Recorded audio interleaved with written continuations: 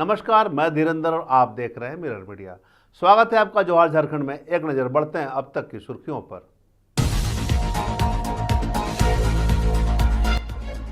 दिशोम गुरु शिबू सोरेन का पार्थिव शरीर पहुंचा रांची, राजकीय शोक घोषित।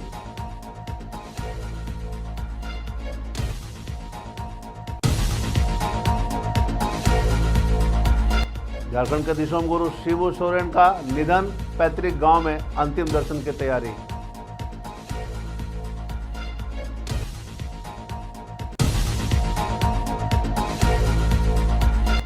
आरपीएफ ने बाल मजदूरी करने जा रहे 9 बच्चों का किया रेस्क्यू।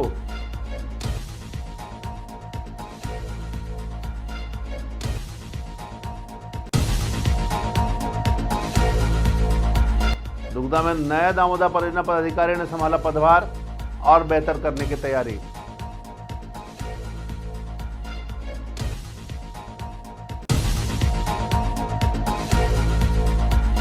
और बाबा देवलेश्वर धाम में उमड़ा जनसैलाब, सोमवार को हजारों श्रद्धालुओं ने किया जलाभिषेक।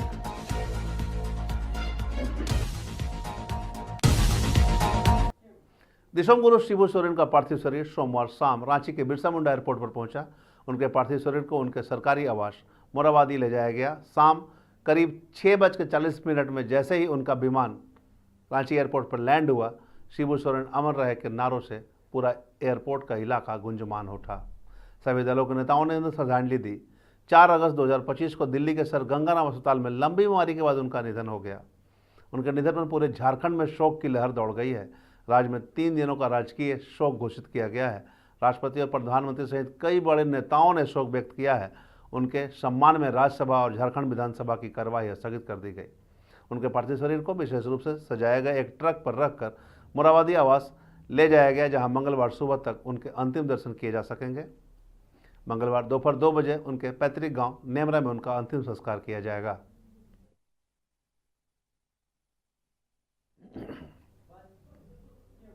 झारखंड की राजनीति के दिग्गज और दिशम गुरु के नाम से प्रसिद्ध शिबू सोरेन का आज निधन हो गया है।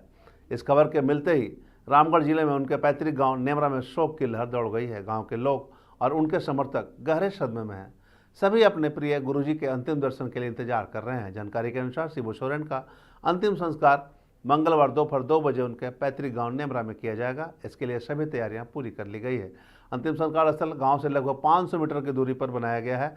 इस दुखद घड़ी में नेमरा गांव के सुरक्षा व्यवस्था कड़े इंतजाम कर दिए गए हैं। झारखंड मुक्ति मोर्चा के वरिष्ठ नेता भी इस मौके पर उपस्थित है। शिबू सोरेन का निधन झारखंड के लिए एक युग का अंत है।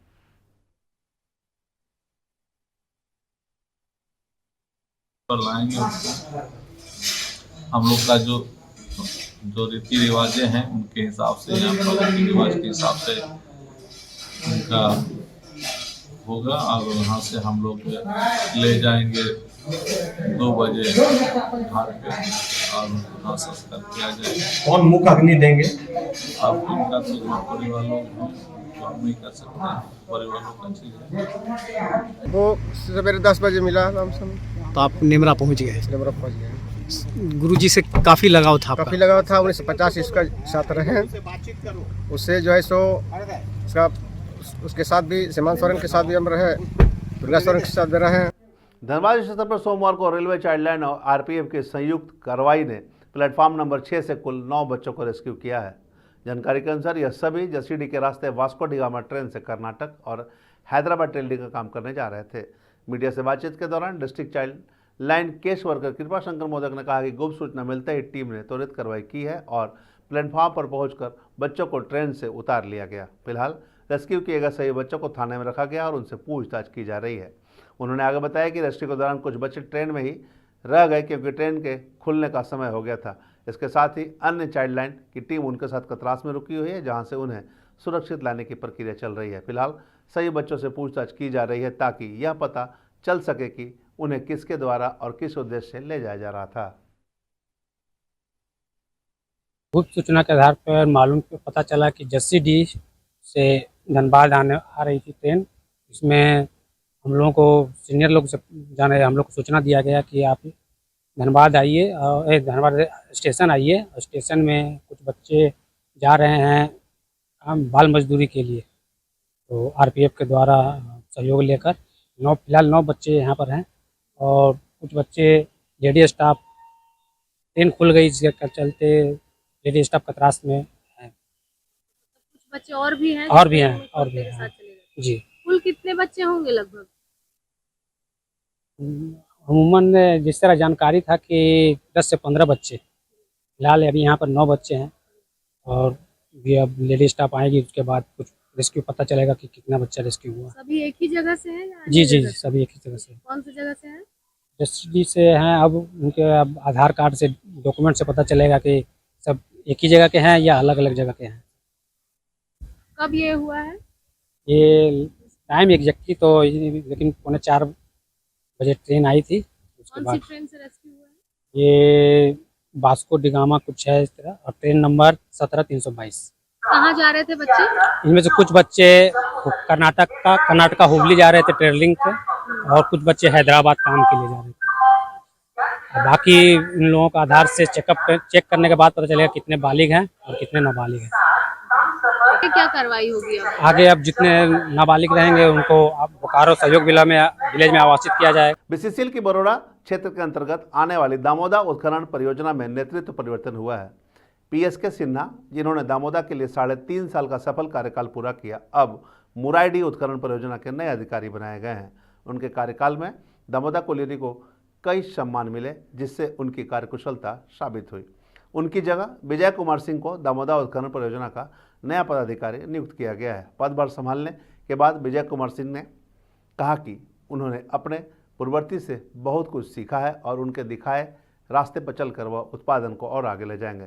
सिंह ने बीसीसीएल द्वारा किए गए 4 लाख मीट्रिक टन के लक्ष्य को पूरा करने के साथ साथ 7 लाख मीट्रिक टन का महत्वाकांक्षी लक्ष्य भी रखा है। उन्होंने कर्मचारियों, यूनियन के सदस्यों से सहयोग की अपील की है ताकि दामोदा कोलियरी उत्पादन के क्षेत्र में नए कीर्तिमान स्थापित कर सकें। यहाँ पिछले 7-8 महीने से हूँ, तो हम लोग जो साहब के साथ यहाँ 7-8 महीने से काम किए हैं, उसी लाइन पे हम लोग आगे बढ़ेंगे।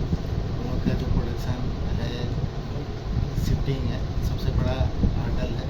शिफ्टिंग हो जाएगा तो और हम लोग उस माइन को बड़ा करेंगे और बेस्ट पोजीशन और तक लाएंगे और उसको उसी लाइन पे आगे प्रोडक्शन के लिए कोई ऐसी कुछ योजना है क्या? कितना टन जो है प्रोडक्शन? तो अभी हम लोग को टारगेट मिला है 4 लाख का, लेकिन हम लोग 4 लाख से ज़्यादा करें। सावन के चौथे सोमवार को जामताड़ा के बाबा देवलेश्वर धाम में भक्तों का सैलाब उमड़ पड़ा।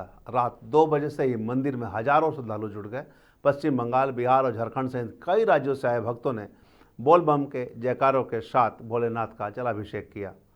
श्रद्धालुओं की भारी भीड़ को देखते हुए प्रशासन और मंदिर समिति ने सुरक्षा के पुख्ता इंतजाम किए थे। पुलिस भी लगातार स्थिति पर नजर बनाई हुई थी। दूर दराज से आए भक्तों ने मंदिर की व्यवस्था की जमकर सराहना की। इस दौरान मंदिर समिति के सदस्य श्रद्धालुओं की सेवा में जुटे रहे। निकले हैं 3 बजे और 3 बजे यहाँ से लाइन से कब खड़े हैं? लाइन से मोटा मोटी 1 घंटा हो गया। 1 घंटा।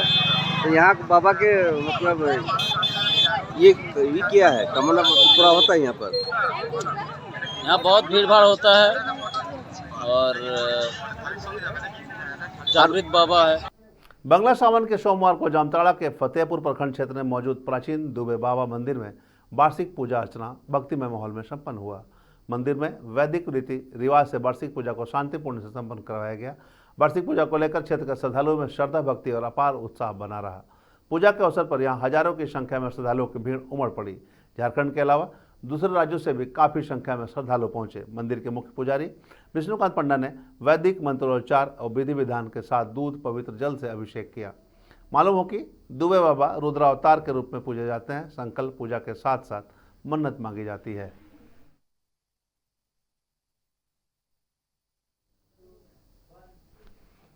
जोहार झारखंड में अब तक बस इतना ही। देश और दुनिया की तमाम खबरों के लिए बने रहे मिरर मीडिया के साथ।